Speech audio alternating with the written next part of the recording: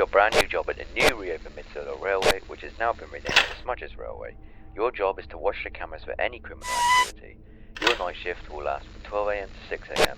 We have put a lot more cameras on now as we discovered some underground mines and we built a new building for the new office.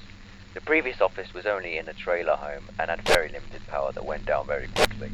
We had a previous night guard who worked in there and kept running out of power. Until after his second night we haven't seen him since.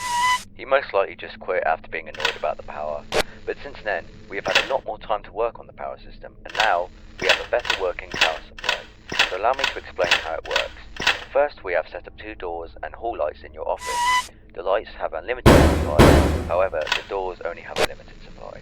Only closing these doors will cause their power to drain, whereas the old supply went down automatically.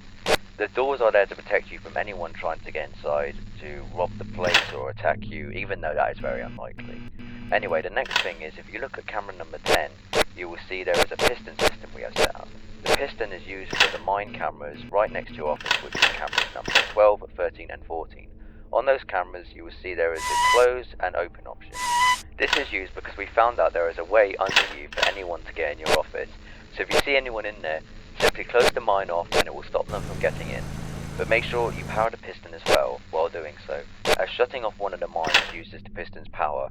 The more mines that are shut off, the faster the piston will go down. And if the piston loses all of its power, you won't be able to shut the mines off for the rest of the night, which might leave you vulnerable to anyone trying to get to you from there. But again, that's very unlikely, of course. But anyway, if someone does try to get in that certain area of the mine, there is a lot of wood and rubble about, so if anyone does try to get in that area, you'll probably hear like wood falling over or rocks crumbling or something like that. So yeah, that's pretty much it. If you see anything, report it to me after your shift, and I'll see you tomorrow night. Good night, mate.